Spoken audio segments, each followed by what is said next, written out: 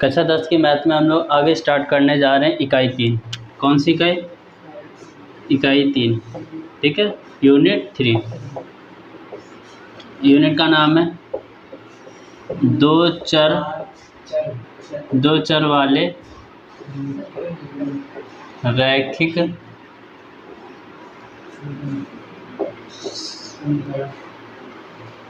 समीकरण युग्म। ठीक, क्या नाम है? दो चर वाले रैखिक समीकरण युग्म। हम लोग सबसे पहले समझते हैं इस चैप्टर के बारे में। इस चैप्टर का जो टाइटल है इसको अच्छे समझते हैं और इस चैप्टर में हमें करना क्या है उस चीज़ को हम समझते हैं। ठीक है, फिर हम एक्सरसाइज को स्टार्ट करेंगे। सबसे पहले इस चैप्टर को क्या नाम दिया है? दो चर।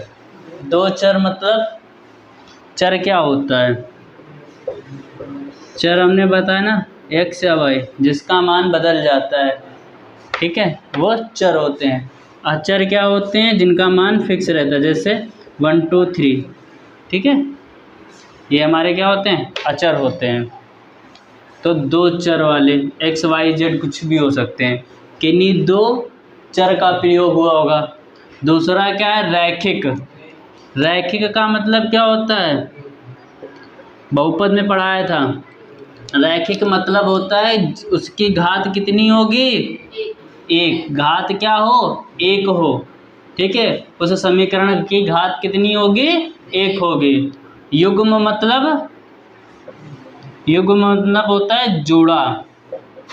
मतलब इसमें हमें दो रैखिक समीकरण लेने पड़ेंगे, ठीक है। जो भी कोई सॉल्यूशन करेंगे, जो भी कोई सवाल हल करेंगे, उसके लिए हमें कितने समीकरण बनाने पड़ेंगे? दो, क्योंकि युग्म दिया हुआ है, ठीक है। यानी कि ये बताया जा रहा है कि इसमें दो समीकरण बनाएंगे तब हम सवाल सॉल्व करेंगे, ठीक है। कैसा समीकरण होगा? देखो, दो चर वाले रैखिक समीकरण कैसा होता है? देखो, ये हमारा a x plus b x plus c बराबर 0। अगर 0 नहीं है यहाँ तक है तो ये बहुपद, अगर बराबर 0 कर दिए तो हमारा हो गया समीकरण। ये हमारा क्या है? दो चर वाला रैखिक समीकरण। देखो, दो चर है, ठीक है, दो चर यूज हुए। घात इसकी कितनी है? एक्स, सॉरी यहाँ पास वाई होगा, ठीक है। दो चर कौन कौन से हो गए? यक्स और वाई। दो चर हमारे कौन कौन से हो गए? यक्स और वाई, और दोनों की घात कितनी है? 1 है। इसीलिए हमारा कैसा होगा ये? दो चर वाला रैखिक समीकरण, ठीक है। और इसमें a और b का मान 0 नहीं हो सकता। a और b का मान नॉट इक्वल टू 0, ठीक है। अगर a का मान 0 हो गया, ठीक है, तो x भी 0 हो जाएगा ना, तो सिर्फ बचेगा बी वाई प्लस सी, यानी कि एक ही चर बचा ना, तो फिर एक चर वाला रैखिक समीकरण हो जाएगा ना। अगर हमने y का मान 0 कर दिया तो ax बचेगा। अगर दोनों का मान 0 कर दिया x और y का, तो सिर्फ तो c बचेगा ना, ठीक है। तो ये फिर दो चर वाला रैखिक समीकरण नहीं रहेगा। इसीलिए a और b का मान 0 नहीं हो सकता। हाँ, c का मान 0 हो सकता है। कहने का मतलब अगर c का मान 0 होगा तो ax प्लस बी वाई बराबर 0, ये भी हमारा कैसा समीकरण है? दो चर वाला रैखिक समीकरण है। c 0 हो सकता है बट a और b नहीं हो सकते। a और b वास्तविक संख्याएं हैं, ठीक है, इनका मान 0 नहीं हो सकता। तो हमें ये इसका मतलब समझ में आ गया, ठीक है। देखो, दो चर वाले युग्म है तो देखो कैसे, a1x plus b1y plus c1 बराबर 0। एक तो समीकरण हमारा ये रहेगा, ठीक है, एक समीकरण हमारा ये बनेगा इस तरीके का। दूसरा समीकरण क्या होगा? a2x plus b2y plus c2 बराबर 0। दो समीकरण इस प्रकार बना के हम सवाल सॉल्व करेंगे। पहला समीकरण हमारा क्या बनेगा? a1x plus b1y plus c1 बराबर 0, मतलब a1 b1 और c1 अलग होंगे, a2 b2 c2 अलग होंगे। इतनी बात समझ में आई? चर अचर क्या होता है, रैखिक क्या होता है, युग्म क्या होता है, दो चर वाला रैखिक समीकरण क्या होता है, ठीक है। और ये दो हमारे युग्म बन गए ना, इसीलिए ये क्या हो गया? दो चर वाले रैखिक समीकरण युग्म, ठीक है। देखो, इनको सॉल्व करने की विधियां क्या क्या होती हैं, ठीक है। हल करने की विधि,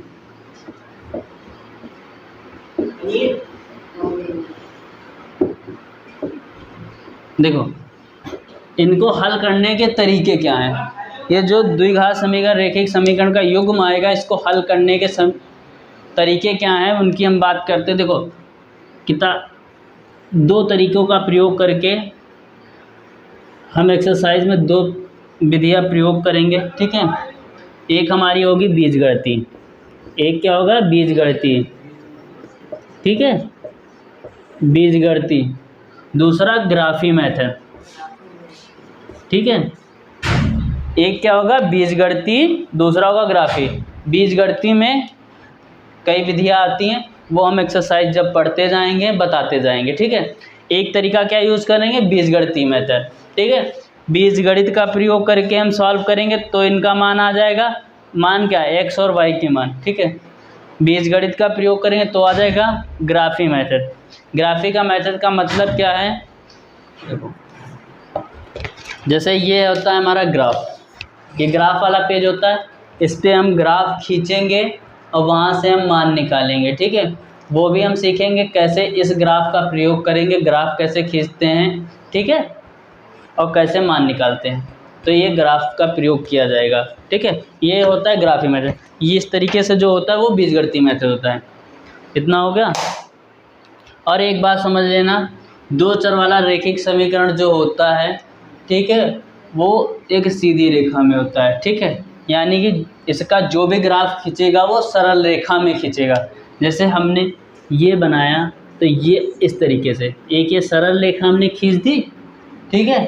तो ये हमेशा कैसा होता है सरल रेखीय समीकरण, ठीक है, सरल रेखीय समीकरण। कैसा होगा सरल रेखीय समीकरण होगा, मतलब इसमें सीधी रेखा खींची जाएगी, ठीक है। दो युग्म है, सॉरी दो समीकरण है, इसलिए दो लाइनें हैं, ठीक है।